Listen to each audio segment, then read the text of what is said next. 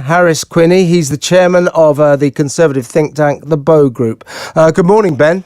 Morning, Kevin.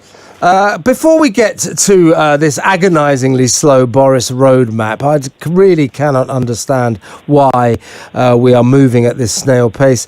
You've been very much involved in the sort of growing controversy surrounding the Prime Minister's partner, Carrie Symonds. Now, we now hear that their apartment above number 10 Downing Street, where Boris, Carrie and the kid, and Dylan the dog, of course, live, has been undergoing a refurbishment that's cost what I may say is a grotesque, a disgusting £200,000. In this day and age, I mean, I don't care who's paying for it. We hear that possibly the Tory party have been stupid enough to underwrite this astronomical bill. I don't care who's paying for that. I don't think that it is at all a good look for the Prime Minister to be involved in such an obscenely expensive redecoration of his own living quarters. What we're talking about here is 200 grand for a few new chairs and some nice wallpaper. That's not right, is it, in this day and age?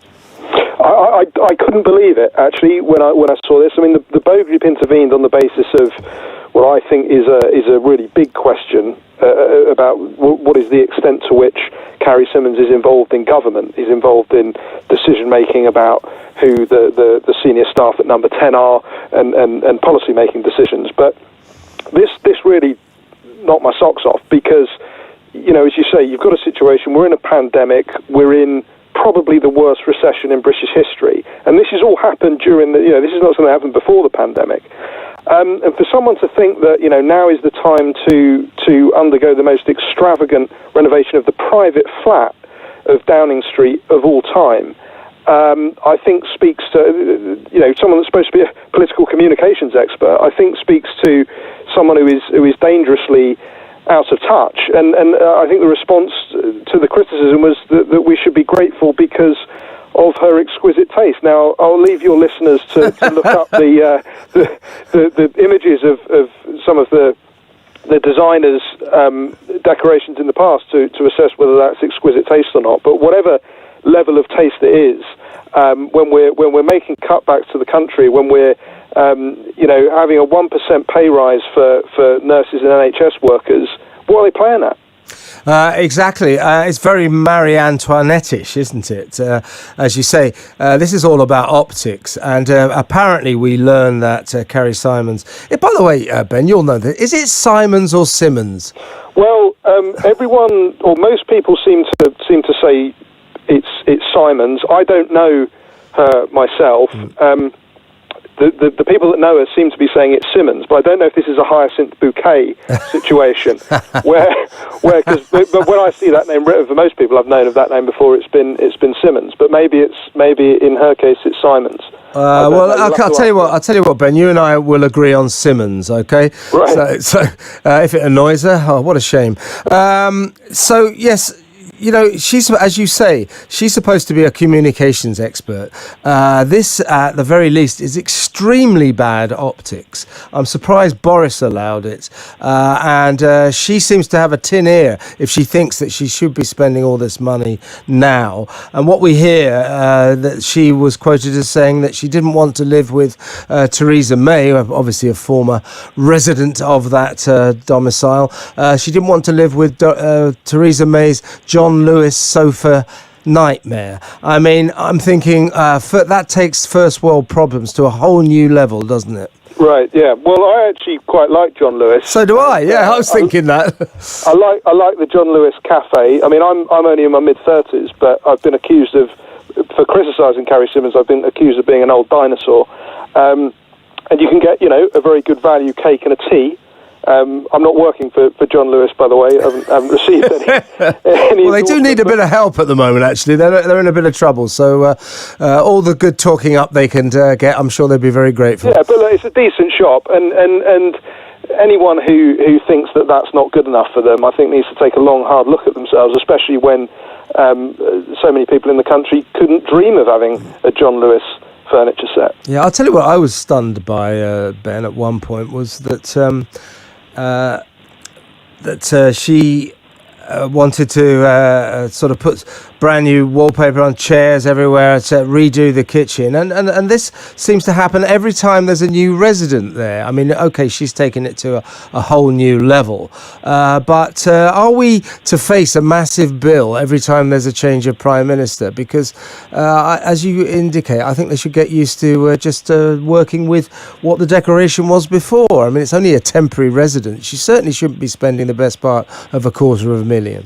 Well, when we came out and criticised Carrie Symonds, the Bow Group and myself were accused of being sexist old dinosaurs afraid of strong women. But there was a strong woman in number 10 that I rather liked by the name of Margaret Thatcher. Yeah. And when she underwent the Downing Street refurb, she took her own ironing board in to save 19 quid for the taxpayer.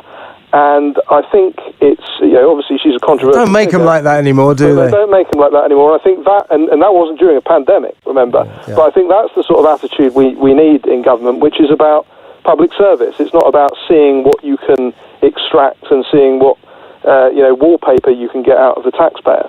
Yes, that's what we're talking about in the end, folks. Furniture and wallpaper, £200,000. I've done up a few houses in my time, fairly big houses, and I've never managed to spend more than, this is massive, big, everything being refurbished. £50,000 will actually really change any kind of house or flat that you want to live in. So I just don't understand how they've managed to get it up to this cost.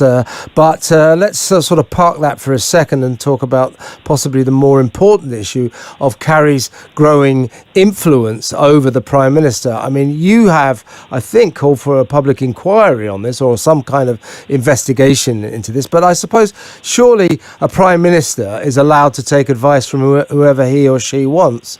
And if that happens to be his or her partner, so be it. There's not much we can do about that, is there?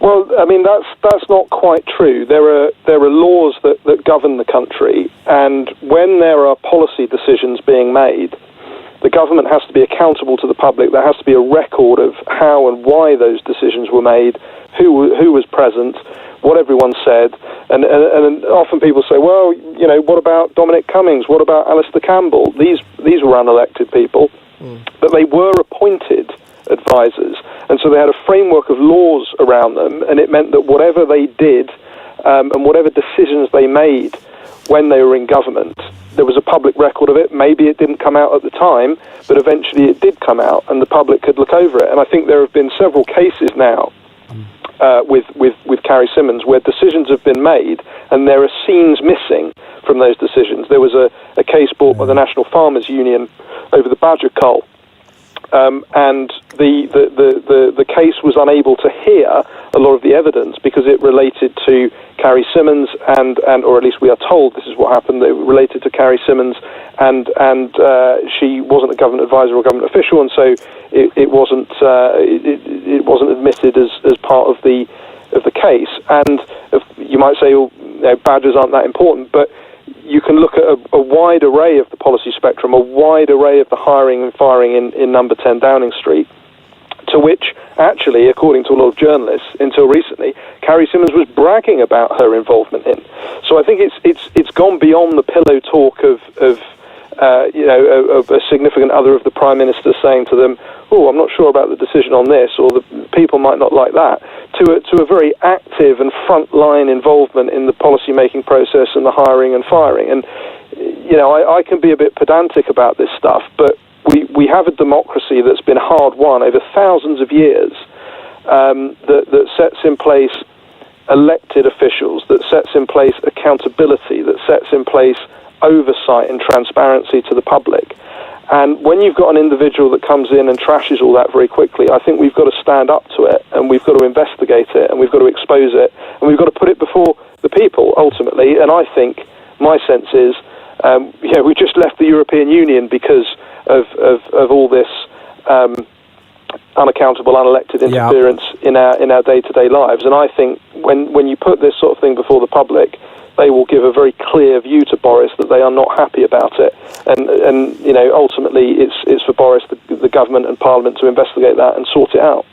Now, what worries me, I should stress, of course, Carrie isn't here to speak for herself, and she would, I'm sure, deny that she is an undue, unelected influence on the Prime Minister, and that she is purely going about her business as the partner of the leader of the country. So just to speak up for her for a second there.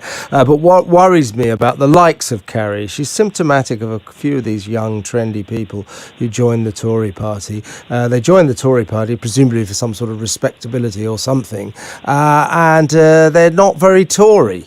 And what worries me about Carrie and her friends is that they've sucked Boris further and further down this green line. So now he's barely ever able to open his mouth without announcing absurd floating windmill platforms and massive, great reorganisations of our transport systems, of our energy systems, to completely change life, to get zero carbon within 30 years, to stop all petrol-driven cars. I don't think Conservative voters are interested in any of that.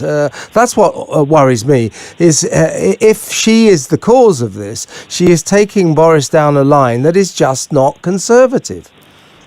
Well, I've spent a lot of time at Conservative local associations with membership, the membership of the Conservative Party, and the membership of the Conservative Party are people, I think, that are more likely to have a picture of Nigel Farage on their wall than they are any of the recent leaders of the Conservative Party. They're members of the Conservative Party because they think that that's the best way to get their views into power, into Parliament. But I think if Carrie Symonds was to go and speak with the membership of the Conservative Party outside of London, she would very soon be disabused of the idea that this is the direction in which the Conservative Party needs to go in. But more importantly, I think where we have one of the worst recessions in our history, people do not want to see policies that are going to make the cost of energy go up. They do not want to see policies that are going to mean that they can eat meat once a week. Yeah.